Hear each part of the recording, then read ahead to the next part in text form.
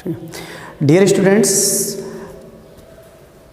पिछले टॉपिक में हमने ईसोफेगस के बारे में बात की थी।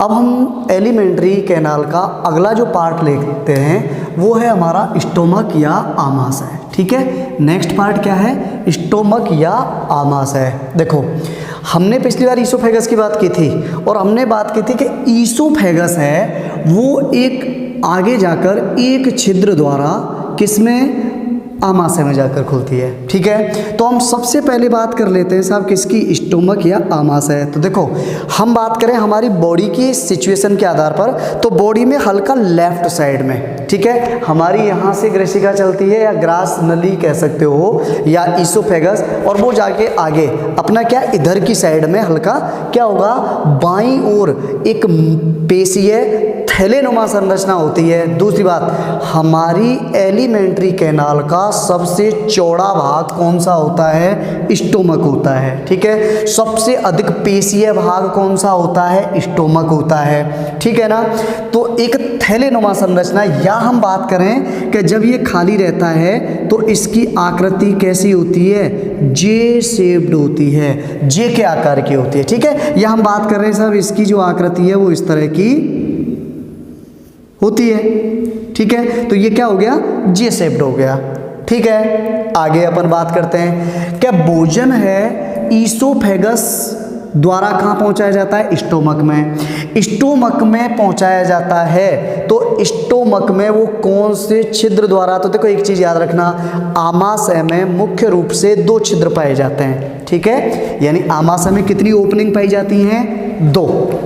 देखो, स्टोमक में ओपनिंग पाई जाएंगी कितनी? 2। नंबर 1 जिसको हम बोल देते हैं कार्डियक ओरिफिस कह सकते हो, या फिर कार्डियक स्फिंक्टर कह सकते हो, या कार्डियक ओरिफिस। और एक होता है क्या, ये देखो पाइलोरिक, या जिसको पाइलोरिक ओरिफिस कह सकते हो। ठीक है, तो 2 ओपनिंग। अब देखो, सबसे पहले हम बात करेंगे कि कार्डियक ओरिफिस के माध्यम से ईसोफेगस किस में खुलती है? आमाशय में। इसको हम कार्डिया स्फिंक्टर भी कह सकते हैं, क्योंकि ये विशेष प्रकार का पेशीय द्वार होता है, इसलिए इसको हम क्या नाम भी दे सकते हैं? कार्डियक स्फिंक्टर भी कहते हैं। कार्डियक स्फिंक्टर द्वारा ईसोफेगस आमाशय में खुलती है। अब देखो कि आमाशय की हम बात करें तो ये कई पार्टों में बटा हुआ होता है, जैसे कि ईसोफेगस आमाशय के जिस भाग में खुलती है वो भाग क्या कहलाता है? कार्डियक। देखो, ये वाला पोर्शन क्या कहलाएगा? कार्डियक। दिखाई दे रहा है? दूसरी बात, छोटा पार्ट होता है, ठीक है, और सबसे फर्स्ट पार्ट होता है किसका? आमाशय का।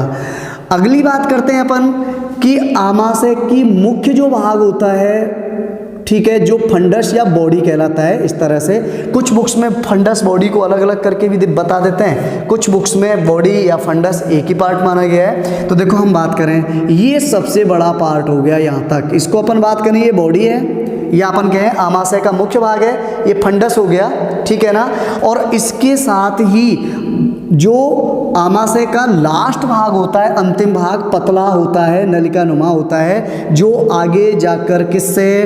ड्यूडेनम। किससे जुड़ेगा? ड्यूडेनम। छोटी आंत के ग्रहणी वाले भाग से जुड़ता है, उसको हम क्या नाम दे देते हैं? पाइलोरिक कह देते हैं। ठीक है, तो इस तरह से हमारा आमाशय है कार्डियक, फंडस, बॉडी या पाइलोरिक में बटा हुआ होता है। दूसरा देखो कि पाइलोरिक की साइड में भी एक ओपनिंग होती है, जिसको हम क्या है? पाइलोरस वाल्व कह देते हैं, या पाइलोरिक स्फिंक्टर भी कह देते हैं। और पाइलोरिक स्फिंक्टर के द्वारा आमाशय किस में आके खुलता है? ड्यूडेनम में या ग्रहणी में। देखो, यहाँ पर ये स्फिंक्टर हो गया कार्डियक, यहाँ पाइलोरस स्फिंक्टर।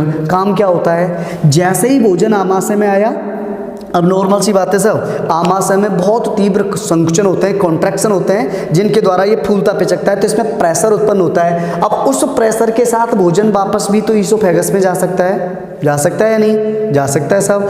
भोजन वापस ईसोफेगस में नहीं जाए, इसको रोकने के लिए क्या होता है कि कार्डियक स्फिंक्टर में विशेष संचर और उनके द्वारा ये वाल्व क्या हो जाते हैं, बंद हो जाते हैं, जिससे कि भोजन को वापस ना जाने दिया जाए। वही सिस्टम यहाँ काम करता है कि सब जब भोजन किस में आ गया, आमाशय से ड्यूडेनम में, तो ड्यूडेनम से वापस आमाशय में नहीं जाए, इसके लिए इसमें क्या पाया जाता है, पाइलोरस वाल्व पाया जाता है। ठीक है, यहाँ तक बात हो गई।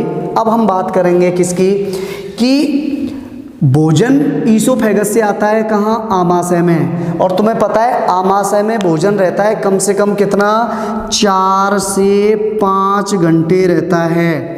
और 4 से 5 घंटे में आमाशय द्वारा विशेष प्रकार का रस, अब तुम्हें पता है कि आमाशय द्वारा जो रस स्रावित किया जाता है उसको हम क्या बोल देते हैं, गैस्ट्रिक जूस कहते हैं। ये गैस्ट्रिक जूस अच्छी तरह से किस में मिल जाता है, भोजन में। और जब ये गैस्ट्रिक जूस भोजन में अच्छी तरह से मिल जाता है ना, तो भोजन दूध या पेस्ट की तरह अर्धठोस अवस्था में आ जाता है, जिसे हम क्या नाम देते हैं, जब गैस्ट्रिक जूस इसमें मिल जाता है 4 से 5 घंटे बाद, तो इसको हम बोलते हैं काइम। और ये काइम फिर कहाँ से, आमाशय से किस में पहुँचेगा, ग्रहणी में पहुँचेगा।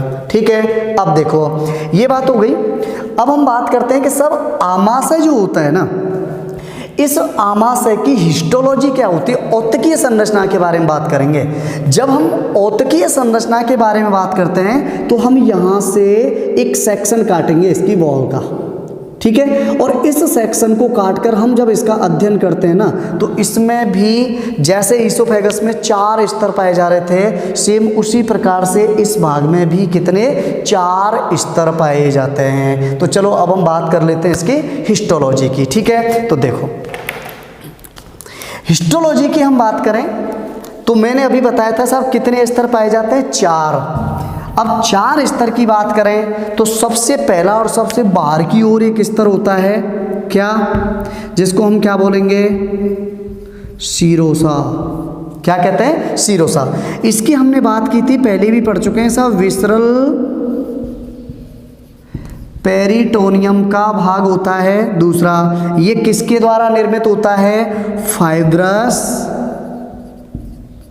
कनेक्टिव टिश्यू या तंतुमय संयोजी ऊतकों द्वारा निर्मित सबसे बाहर स्थित पतला आवरण होता है, ये बाहर वाला। ठीक है, अंदर एंट्री करते हैं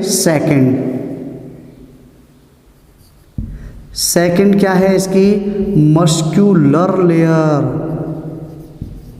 ठीक है, मस्क्यूलर लेयर। देखो एक चीज याद रखना, आमाशय का पेशीय स्तर आहार नाल के अन्य भागों की तुलना में सबसे मोटा होता है, और इसमें एक पेशी स्तर होगा वो एक्स्ट्रा होता है। कैसे, देखो कि अदर एलिमेंट्री कैनाल के अन्य भागों की बात करें हम हिस्टोलॉजी की, तो उनमें मस्कुलर लेयर 2 भागों में बटा होता है। बाहर की ओर क्या पाई जाती है, लॉन्गिट्यूडिनल मसल या लंबवत मसल, और अंदर की तरफ कौन सी पाई जा रही थी, सर्कुलर मसल या वृत्ताकार मसल। ठीक है, लेकिन अगर हम बात करें किसकी, स्टोमक की, आमाशय की, तो इसमें मस्कुलर लेयर 3 भागों में बटी होती है साहब। देखिए कैसे, नंबर 1 सबसे बाहर की ओर, यानी जो मस्कुलर लेयर है उसमें सबसे बाहर की ओर कैसी मसल पाई जाती हैं, लंबवत या लॉन्गिट्यूडिनल मसल्स पाई जाती हैं। बात क्लियर हुई, आगे आ जाओ। दूसरी जो लेयर पाई जाएगी, इसको अपन मान लेते हैं साहब, इसमें जो मसल्स होती हैं वो किस टाइप की होती हैं, सर्कुलर। सेकंड जो लेयर है वो यहाँ तक, ये इसमें कौन सी मसल पाई जाती हैं, सर्कुलर मसल्स पाई जाती हैं। ठीक है, और सबसे अंदर की तरफ अपन बात करें,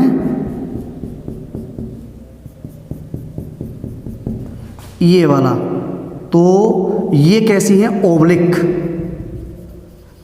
तिर्यक पेशी नाम सुना होगा, या तिरछी पेशी, तो ओब्लिक मसल, इसका मतलब देखो आहार नाल के अदर पार्ट में ओब्लिक मसल नहीं पाई जा रही थी, लेकिन स्टोमक की अगर अपन काट देखते हैं तो इसमें ध्यान रखना बाहर की ओर लॉन्गिट्यूडिनल, मध्य में सर्कुलर या वृत्ताकार और सबसे अंदर की तरफ तिरछी या ओब्लिक मसल पाई जाती हैं। रीजन देखो, क्योंकि तुम्हें पता है आमाशय में भोजन को मथा जाता है, गैस्ट्रिक जूस को अच्छी तरह से उसमें मिलाया जाता है, तो इसमें तीव्र कॉन्ट्रैक्शन होते हैं, इसलिए इसका muscular layer other alimentary canal के अन्य भागों की तुलना में अधिक मोटा होता है। कौन कौन सी मसल होती है अपन ऑलरेडी बात कर चुके हैं साहब, इन तीनों मसल से मिलकर बनी क्या, मस्कुलर लेयर। आगे करते चलते हैं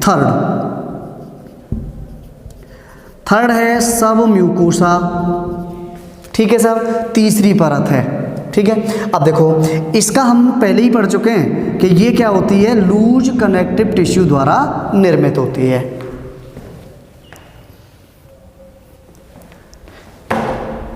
ये परत किसके द्वारा, लूज कनेक्टिव टिश्यू द्वारा निर्मित होती है। अच्छा, और इसमें क्या होता है, देखो हम पहले भी पढ़ चुके हैं, इसमें ब्लड एंड लिम्फ वेसल्स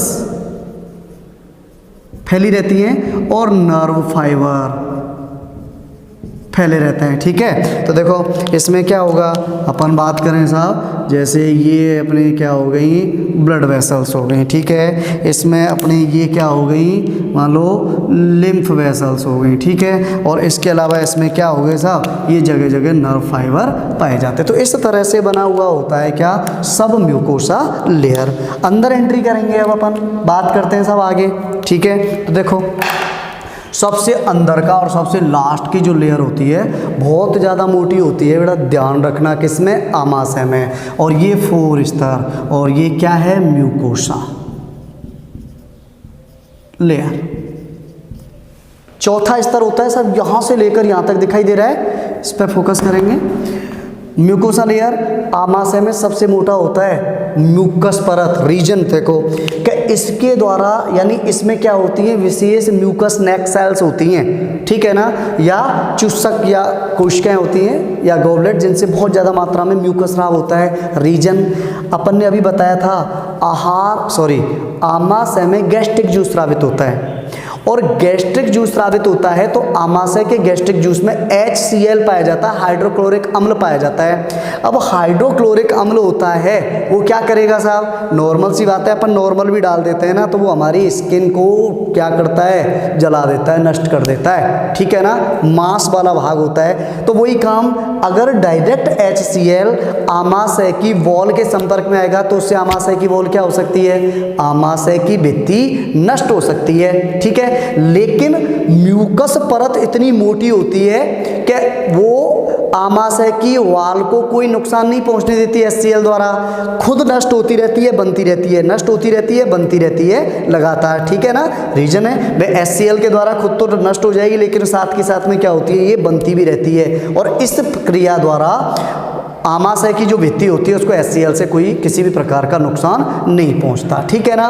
मैंने पहले भी बात की थी कि म्यूकोसा लेयर है ना, ये अलग अलग पार्टों में बटी होती है। जैसे हम बात करें साहब कि ये वाली परत म्यूकोसा लेयर का बाहर वाला एरिया कहलाता है बाह्य, या इसको हम बोल देते हैं म्यूकोसा मस्क्यूलरिस, ठीक है ना। इसमें विशेष प्रकार के कुछ मसल्स वगैरह हो सकते हैं, ये चीज़ ध्यान रखना। उसके बाद म्यूकोसा लेयर की ये मध्य वाला भाग होता है लेमिना प्रोप्रिया, इसमें म्यूकोजल टिश्यू वगैरह होते हैं, ठीक है। म्यूकोजल टिश्यू माल्ट के रूप में म्यूकोजल एसोसिएटेड लिम्फोइड टिश्यू वगैरह इस तरह की स्ट्रक्चर पाई जाती है, इसको लेमिना प्रोप्रिया कहते हैं। और सबसे अंदर ये वाला होता है, ये ध्यान रखना साहब, ये जो सेल है कैसी हैं, कॉलमनर, इंटरनल पार्ट होता है म्यूकोसा परत का, और इसमें स्तंभाकार कोशिकाएं होती हैं। तो इस परत को हम क्या बोल देते हैं, कॉलमनर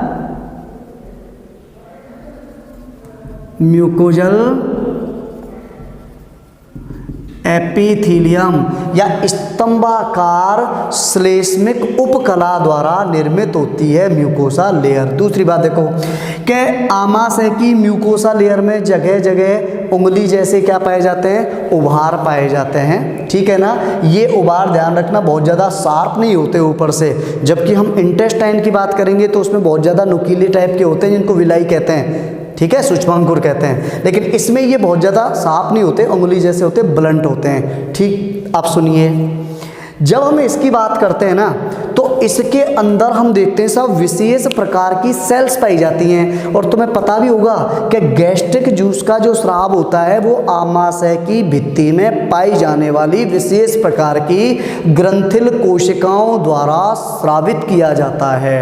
कौन कौन सी सेल होती हैं और गैस्ट्रिक जूस के निर्माण में क्या क्या योगदान होता है उनका, बात करते हैं साहब। आइए इधर देखो, सबसे पहले हम बात करें कि इसके आधारीय भाग में कुछ सेल्स होती हैं जिनको हार्मोन प्रोड्यूसिंग सेल या जी सेल कहते हैं। क्या कहते हैं इसको, जी सेल्स भी कहते हैं। जी सेल क्यों कहते हैं, क्योंकि इन सेल्स के द्वारा गैस्ट्रिन का स्राव होता है, जो कि एक विशेष प्रकार का क्या है, हार्मोन है। याद रखना, गैस्ट्रिन जब स्रावित होता है ना उसके बाद ही अदर सेल गैस्ट्रिक जूस के स्राव के लिए तैयार होती हैं। इसका मतलब गैस्ट्रिक जूस की सीक्रेशन के लिए क्या, गैस्ट्रिन आवश्यक होता है, और वो गैस्ट्रिन किसकी, आमाशय की भित्ति की म्यूकोसा में उपस्थित सेल्स के द्वारा स्रावित होता है, जिसे हम हार्मोन प्रोड्यूसिंग या जी सेल कहते हैं। आगे चलो, चीफ सेल या जाइमोजन सेल, सब इनको मुख्य कोशिकाएं भी कहते हैं, और ये होती हैं, ठीक है, ये इस जगह पर इस तरह से। और ये जो चीफ या जाइमोजन सेल होती है ना, इनके द्वारा क्या स्रावित होता है देखो, तो सबसे मेन होता है पेप्सिनोजन, प्रोरेनिन, ठीक है, और गैस्ट्रिक एमाइलेज,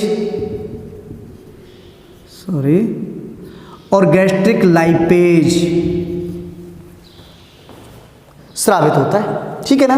अब सुनो, चीफ या जाइमोजन सेल, इनके द्वारा क्या स्रावित हो रहा है, पेप्सिनोजन।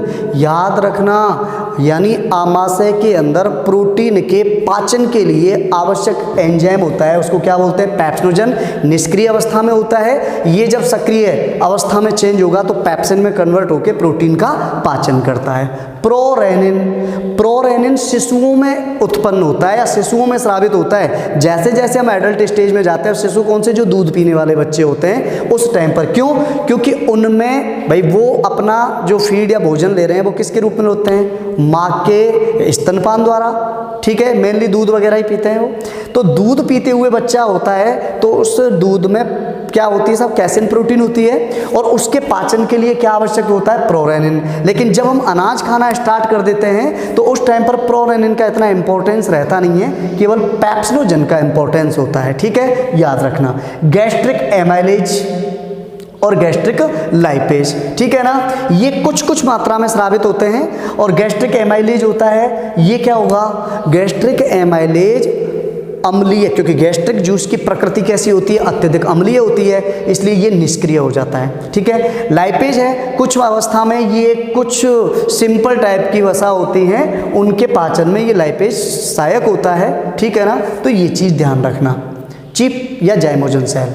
बात करते हैं हम पैराइटल सेल या ऑक्जेंटिक सेल की, तो बेटा ध्यान रखो, इससे हम क्या, HCl स्रावित होता है, और एक होता है इंट्रिंसिक फैक्टर,